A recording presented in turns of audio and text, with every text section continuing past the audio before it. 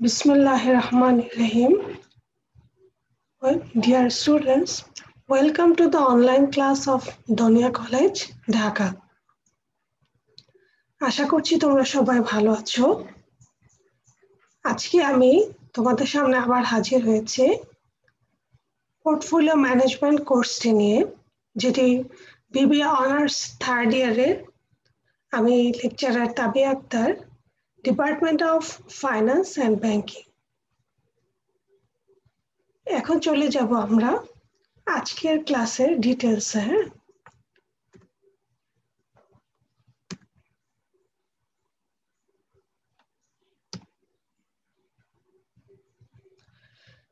Portfolio management কোর্সের chapter 1 নিয়ে তোমাদের সাথে আমার আলোচনা হয়েছিল। আজকে আমরা চ্যাপ্টার 2 এর যে টপিকসগুলো আছে সেগুলো নিয়ে কথা বলবো। দেখো, চ্যাপ্টার 2 এ যে টপিকসগুলো আমরা পাই সেগুলো হচ্ছে, প্রথমে আসে রিস্ক, তারপর আসে রিস্ক এভারশন, তারপরে পোর্টফোলিও এবং portfolio return and it's application পর্যন্ত আজকে আমরা শিখব। পরবর্তী ক্লাসে আমরা পোর্টফোলিও রিস্ক এবং তার অ্যাপ্লিকেশন প্রসিডিউরগুলো জানব।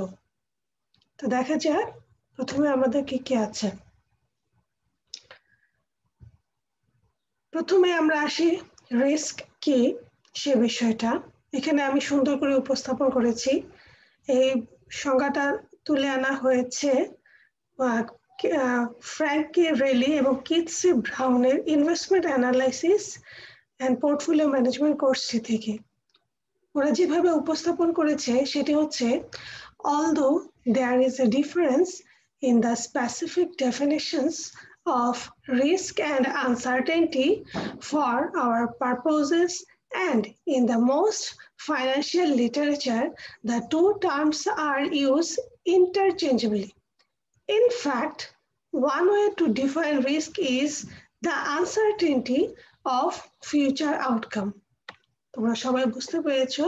তারপরে আরেকটু স্পষ্ট করে বলছি, সেটা হচ্ছে যে অনেকে রিস্ক এবং আনসার্টেনটি এই দুটো জিনিসকে কিন্তু একসাথে গুলিয়ে ফেলে। অনেকে ভাবে যে রিস্ক এবং আনসার্টেনটি হচ্ছে একই বিষয়। অনেক ক্ষেত্রে দুটোকে একই অর্থে ব্যবহারও করা যায়, কিন্তু ব্যবসায়িক ক্ষেত্রে রিস্ক হচ্ছে যে কোনো আনসার্টেন ঘটনা ঘটার যে সম্ভাবনা, প্রবাবিলিটি, সেটাই হচ্ছে রিস্ক। এখন একজন মনীষীর সংজ্ঞা এখানে তুলে ধরি, সেটা হচ্ছে, according to J Hampton, business risk is defined as the change that the firm will not have the ability to complete successfully with the assets that is purchased. তারা কি বলছে? Business risk is defined as the change that the firm will not have the ability to complete successfully with the assets that is purchased.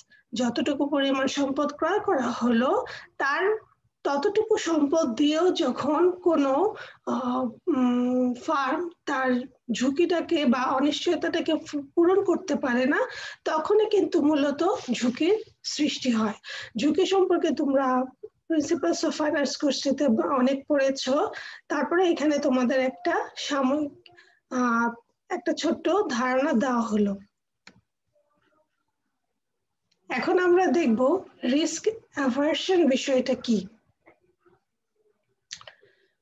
আচ্ছা, risk aversion মূলত রিস্কের প্রতি risk গ্রহণ করার যে অনীহা, অনাগ্রহ, সেটাকে রিস্ক অ্যাভারশন বলে। এক্ষেত্রে প্রথমে আমরা যেটা বলছি যে portfolio theory also assume that investors are basically risk averse. আমরা পোর্টফোলিও থিওরিটা যদি অ্যানালাইসিস করি তাহলে দেখবো যে যারা বিনিয়োগকারী আছে তারা সকলেই চায় কিন্তু যাতে আমাদের রিস্কটা যত কম নেওয়া যায়, meaning that given a choice between two assets with equal rates of return, they will select the asset with the lower level of risk. তার মানে কি বলছে যে given a choice between two assets, যদি দুইটা সম্পদের মধ্যে বা ইনভেস্টমেন্টের মধ্যে কাউকে চয়েস দেওয়া হয় যেটার কাছ থেকে একই রকম রিটার্ন আসবে, তারা কিভাবে সিলেক্ট করবে যে কোন অ্যাসেটে তারা ইনভেস্ট করবে? They will select the asset with the lower level of risk, with the lower level of risk. যেই অ্যাসেটের ইনভেস্ট করলে যদিও রিটার্ন একই আসছে কিন্তু কম ঝুঁকি বহন করতে হবে, তারা সকল ইনভেস্টর কিন্তু সেখানে ইনভেস্ট করতে চায়।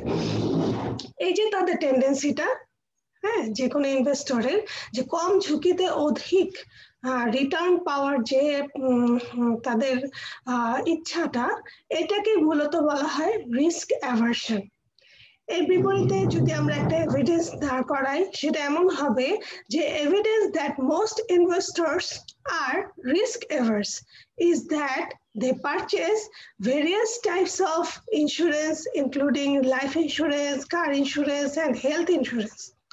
Buying insurance basically involves an outlay of a given amount to guard against an uncertain, possibly larger outlay in the future. দেখা যায় যে একজন ইনভেস্টর একটা নির্দিষ্ট ইন্স্যুরেন্স সেক্টরে বা ইনভেস্টমেন্ট সেক্টরে ইনভেস্ট না করে তারা অনেকগুলোতে ভাগ ভাগ করে ইনভেস্ট করছে। এটার মূল উদ্দেশ্যই থাকে তারা যেন একটা লসের, একটা uncertain possibility, larger outlay in the future guard against, এটা তারা কি গার্ড হিসেবে ইউজ করে যে ভবিষ্যতে যদি এই ধরনের বড় ধরনের ঝুঁকির সম্মুখীন হতে হয়, তাহলে তার যদি অনেকগুলো ইনভেস্টমেন্টে ইনভেস্ট করা থাকে তাহলে কিন্তু সে সহজেই তার ক্ষতিটা পুষিয়ে নিতে পারে। আচ্ছা, ঠিক আছে। এখন বলা যেতে পারে যদি সকলে এরকম রিস্ক অ্যাভার্সন অ্যাটিটিউড শো করে, তাহলে বাজারে কি রিস্কি অ্যাসেটে কি ইনভেস্ট করছে না? এটা হচ্ছে যে মূলত সবাই রিস্ক অ্যাভার্সনের প্রসিডিউরেই যায় যারা ইনভেস্টমেন্ট করে বা ইনভেস্টর থাকে যারা বিজনেস করে, কিন্তু এক্সেপশনও আছে। সবসময় যে সবাই রিস্ক অ্যাভার্সন মুড নিয়ে বসে থাকবে তা না। অনেকে আছে যারা অধিক মুনাফার আশায় বা অধিক রিটার্নের আশায় তারা কিন্তু এক্সট্রা রিস্ক গ্রহণ করতে চায়, সেই টেন্ডেন্সিও কিন্তু আছে। তার মানে আমরা বলতে পারবো না যে একচেটিয়া ভাবে সকল ইনভেস্টরই রিস্ক অ্যাভার্সন সাইডে থাকছে। তারা কিন্তু রিস্ক অ্যাভার্সন অ্যাটিটিউডও শো করছে, আবার রিস্ক লাইকেবিলিটি যে অ্যাটিটিউডটা তারা কিন্তু সেই অ্যাটিটিউডটাও শো করছে। দু ধরনের ইনভেস্টর আছে, কিন্তু বাই নেচার সকল ইনভেস্টর কিন্তু রিস্ক অ্যাভার্সন অ্যাটিটিউডটা শো করে থাকে। তাদের বিজনেস ফিউচার বিজনেস রিস্কটা যেন বিজনেসটা যেন সিকিউর থাকে, তারা যেন বাজারে টিকে থাকতে পারে সে কারণে। এবং এটাই মূলত হওয়া উচিত, না হলে কিন্তু দেখা যাবে যে অধিক মুনাফার আশায় অধিক সকলেই যদি রিস্ক অ্যাভার্সন অ্যাটিটিউডটা অ্যাভয়েড করে যায়, তাহলে কিন্তু ইকোনমিটা স্টেবল থাকবে না। একটা স্টেবল ইকোনমির জন্য কিন্তু ইনভেস্টরদের জন্য রিস্ক অ্যাভার্সন অ্যাটিটিউডটা প্রয়োজন। এছাড়াও আছে আমাদের systematic risk, unsystematic risk, sources of risk, সেগুলো তোমরা ডিটেলস পড়েছো। রিস্ক রিলেটেড যা আছে এখানে তোমাদের পড়তে হবে। তারপরে আমরা চলে যাব পোর্টফোলিও অংশে। আচ্ছা, এখন জানি যে পোর্টফোলিওটা কি। পোর্টফোলিওটা হচ্ছে, যদি আমি একটা এক্সাম্পল দিতে যাই, তাহলে হচ্ছে do not keep all your eggs in one bucket. এই প্রবাদটা আমরা সবাই জানি। এটাতে যে তার মানে হচ্ছে যে আমরা যদি আমাদের মূলধনের সকল অংশ একটা ইনভেস্টমেন্ট সেক্টরে আমরা ইনভেস্ট করি, তাহলে কিন্তু যদি কোনো লস হয়, ব্যবসাটা আমরা রান করতে না পারি, তাহলে কিন্তু আমাদের ব্যবসাটা আমরা একেবারে আমাদের সকল মূলধন হারাবো। কিন্তু যদি আমরা আমাদের ইনভেস্টমেন্ট অ্যামাউন্টটাকে বা মোট ক্যাপিটাল অ্যামাউন্টটাকে একটা বিভিন্ন ইনভেস্টমেন্ট সেক্টরে ইনভেস্ট করে থাকি ভাগ ভাগ করে, যে কোথাও হয়তো আমার টোটাল ক্যাপিটালের 50%, কোথাও 20%, কোথাও হচ্ছে 50% এভাবে ইনভেস্ট করি, তাহলে আমার একটা ইনভেস্টমেন্ট সেক্টরে যদি লসও হয়, বাকি দুইটার থেকে যে আমি রিটার্নটা পাবো সেই রিটার্নটা দিয়ে কিন্তু আমার লসটা কভার হয়ে যাবে। আচ্ছা, সেই বিষয়টাকে আমি এখানে একটা লাইনে উপস্থাপন করেছি, সেটা হচ্ছে যে what is portfolio. By a portfolio, we mean a group or a combination of 2 or more securities. তার মানে হচ্ছে দুই, অবশ্যই একটা না, একের অধিক, দুই অথবা তার চেয়ে অনেক বেশি সিকিউরিটিতে যে ইনভেস্ট করা হলো তার সেই সকল সিকিউরিটির যে গ্রুপ বা কম্বিনেশনটাকে আমি বলবো portfolio.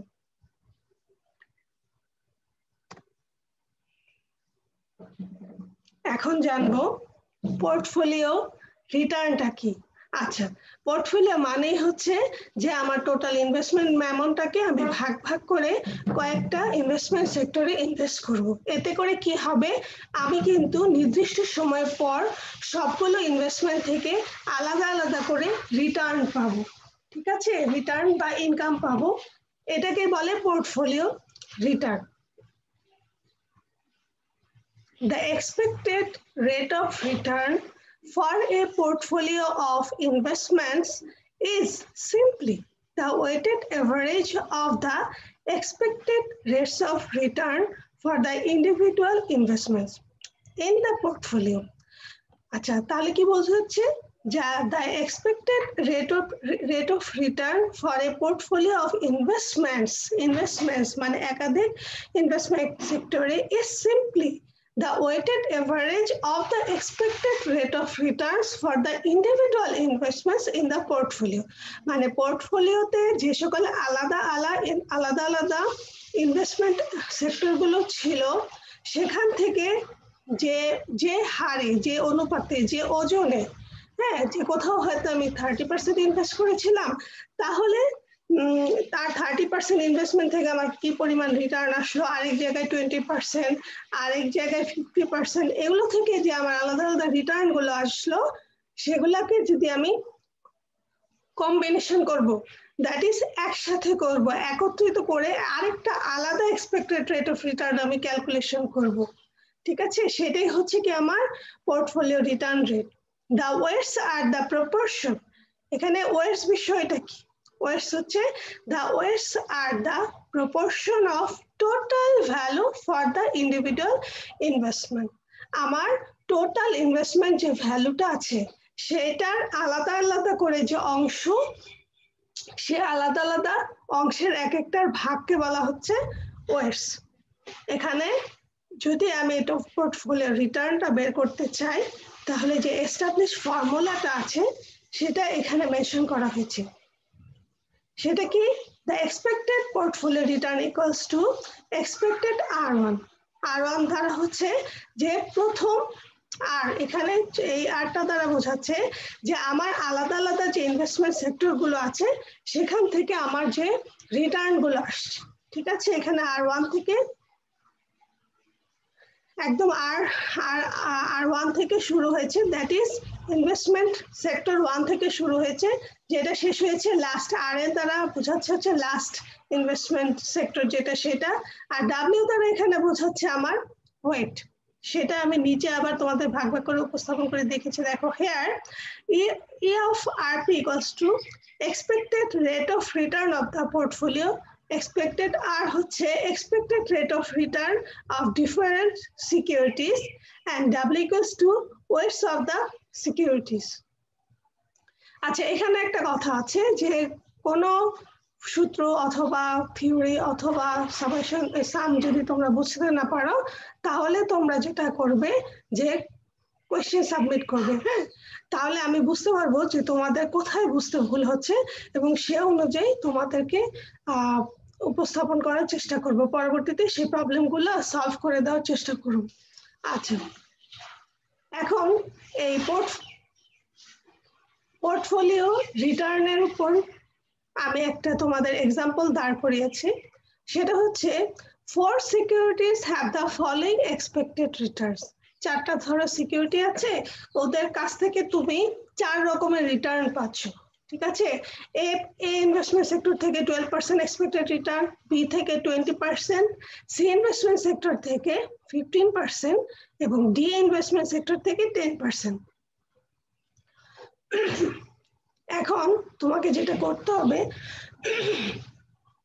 calculate the expected returns for a portfolio consisting of all 4 securities if the portfolio weights are equal। যদি তোমাকে বলা হয় যে 4টা ইনভেস্টমেন্ট সেক্টরে তুমি একই পরিমাণে বা সমান পরিমাণে ইনভেস্ট করেছিলে, ধরো তোমার কাছে 100 টাকা আছে, তাহলে প্রতিটাতে হয়তো তুমি 25 টাকা করে ইনভেস্ট করেছো, বা টোটাল 1% থেকে প্রতিটাতে 0.25% করে তুমি ইনভেস্ট করেছো, সেক্ষেত্রে তোমার পোর্টফোলিও রিটার্ন মানে ওই যে 4টা রিটার্ন আছে সেটাকে কম্বিনেশন করতে হবে, একসাথে করতে হবে, করলে তোমার রিটার্নটা কত আসবে, পোর্টফোলিও রিটার্নটা কত আসবে, সেটার সলিউশনটা এখানে উপস্থাপন করেছি। দেখো কিছুই না, আমি আগের পৃষ্ঠায় যে সূত্রটা উপস্থাপন করেছিলাম দেখো, হ্যাঁ এটাকে আবার ওই সূত্রটাকে এখানে বসালাম। আচ্ছা এখন প্রশ্ন করতে পারো যে আর এ ডাব্লিউ অফ এ এগুলো ছোট হাতের কেন? ঠিক আছে, আসলে ওই বড় হাতের এ আর ছোট হাতের এ এখানে কোনো ডিফারেন্স নাই, একই, আমি টাইপ করতে পারছিলাম না তাই আমি এটাকে ছোট হাতের দিয়ে লিখেছি, তোমরা বুঝে নিবা। হ্যাঁ, এরপরে কিন্তু শুধু মানগুলা বসালাম আর ক্যালকুলেশন করলে যে রিটার্ন রেটটা পেলাম এটা হচ্ছে আমার পোর্টফোলিও রিটার্ন। আশা করছি তোমরা সবাই পোর্টফোলিও রিটার্ন পর্যন্ত ভালোভাবে বুঝেছো। আর পোর্টফোলিও রিটার্ন গেল, আমরা শিখলাম পোর্টফোলিও বিষয়টা কি, তারপর শিখলাম রিস্ক এভারশন কি এবং রিস্ক রিলেটেড বিষয়টা শিখলাম। আচ্ছা এই ছিল আজকের মতো তোমাদের জন্য আমার উপস্থাপনা। পরবর্তীতে আমরা পোর্টফোলিও রিস্ক এবং সেই পোর্টফোলিও রিস্ক কিভাবে ক্যালকুলেশন করতে হয় বিভিন্ন ভাবে সেটা শিখব। তোমরা সবাই ভালো থাকো, সুস্থ থাকো, আল্লাহ হাফেজ।